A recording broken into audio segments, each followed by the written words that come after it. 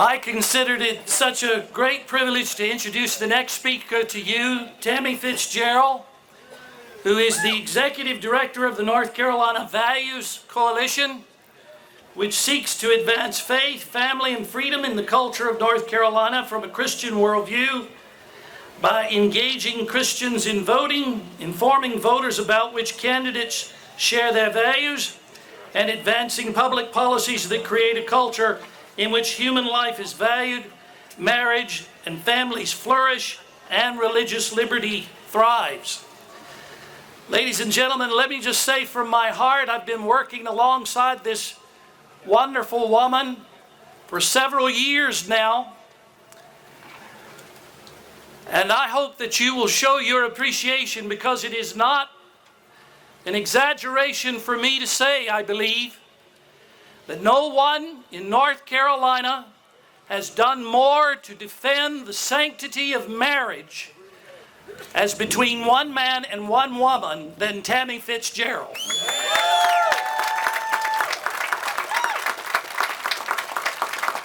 And no one was more at the heart of lobbying for and giving instruction and counsel about HB 2 than Tami Fitzgerald.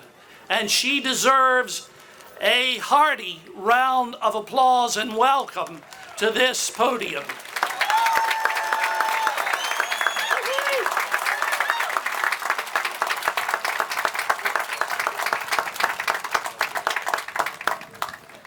Thank you. I wasn't expecting that.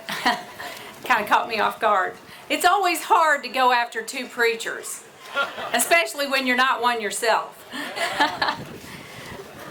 You know, I was in Charlotte week before last. We were doing some filming of a video about House Bill 2, and we had hired a makeup artist that day for the filming.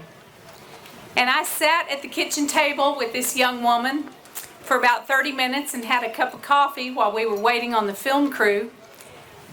And she said, what's this film about? And I said, well, House Bill 2. Well, she looked a little funny. She got up and she said, I need to go outside and make a phone call. She came back in and she said, listen, with all due respect, I cannot do this job today. It would violate my moral conscience. I just looked at her and smiled and said, that's fine. That's exactly what we want.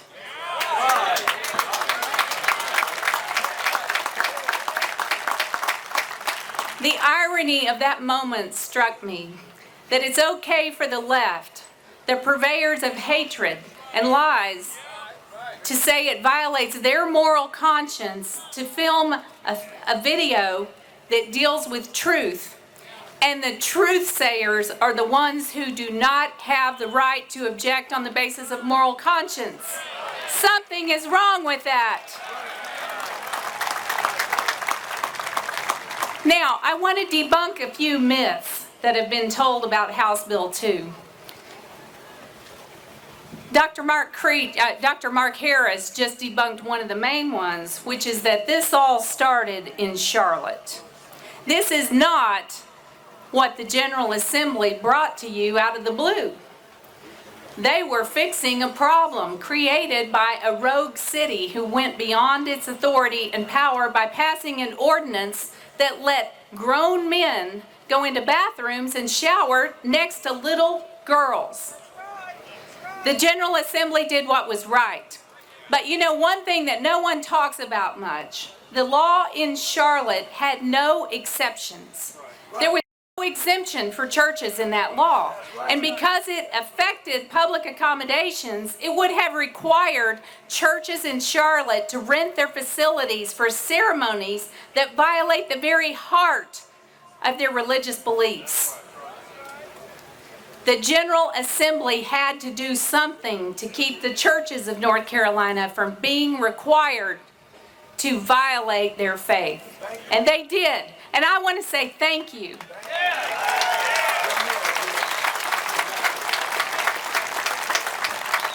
I especially want to say thank you to Governor Pat McCrory for standing up and being a leader on this issue.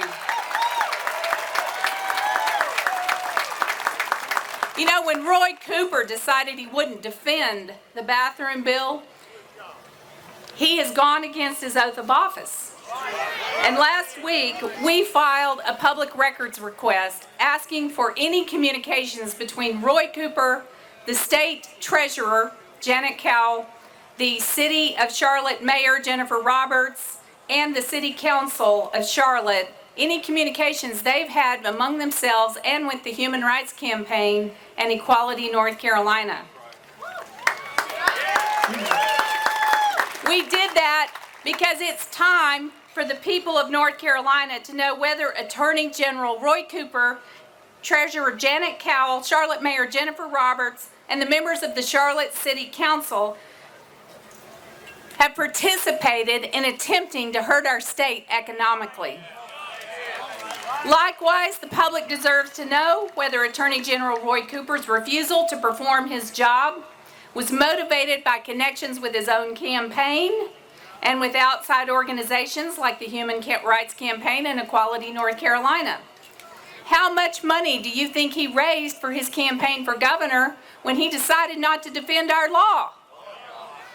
I guarantee you every activist in Hollywood and New York City took out their checkbooks and wrote him a check. Finally, the public deserves to know how and why the Charlotte Mayor, Jennifer Roberts, and the members of the Charlotte City Council passed an unconstitutional ordinance that was extremely unpopular and had failed just 1 year before. We want truth. Now, I also want to say the real issue here is whether we should compromise the safety and privacy of our women and daughters and granddaughters for a very, very small group of people who are struggling with their identity. And here's the statistics. There are 187 million females in the United States. There are only 700,000 transgenders. That's less than 0.2% of the population. There are 843,000 registered sex offenders, 95% of whom are male. By giving men the right to go into women's bathrooms like the Charlotte Ordinance did, the law gave all men, including registered sex offenders, access to women's bathrooms, locker rooms, and showers. And how can you gauge how many men are struggling with their gender and how many are there to harm women and children when they walk into a bathroom? As a woman, I do not think it is right to put me and the other women here and throughout our state in harm's way just to accommodate the feelings of a handful of people struggling with their gender.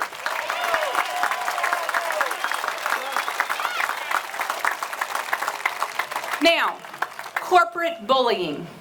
We've seen almost 160 corporations sign a letter objecting to House Bill 2 and asking the governor and the General Assembly to repeal it. These corporations are attempting to disenfranchise the voters of North Carolina whose elected representatives voted for House Bill 2 because 69% of the voters in North Carolina thought that Charlotte's ordinance should be repealed.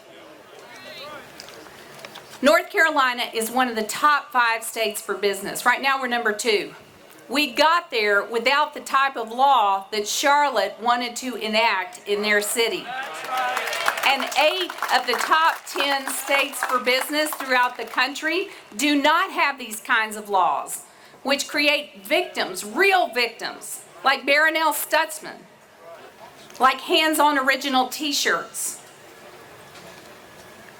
This week, the North Carolina Values Coalition and Keep NC Safe, which by the way, we provided your free signs today. We will launch, thank you. Well, let me just take a minute to say, if you have not gone to keepncsafe.org, you need to.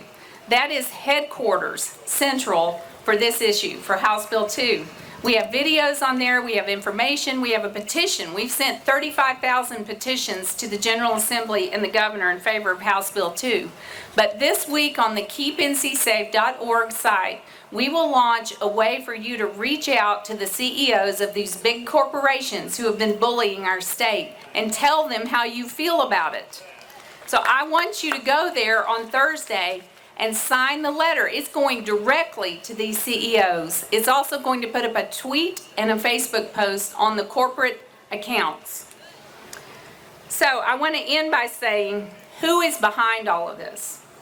Who's behind it? The bullying and manipulation tactics of the Washington, D.C.-based Human Rights Campaign and Equality North Carolina have been directed against the state of North Carolina are just shameful. These groups have been misleading the public for weeks. They've poured millions of dollars into the state of North Carolina just to change the votes of those legislators, those good people who walked up here in front of you, and our governor. And I want to say, Governor McCrory, General Assembly members, Lieutenant Governor Dan Forrest, thank you for standing strong and continue to do it. Thank you.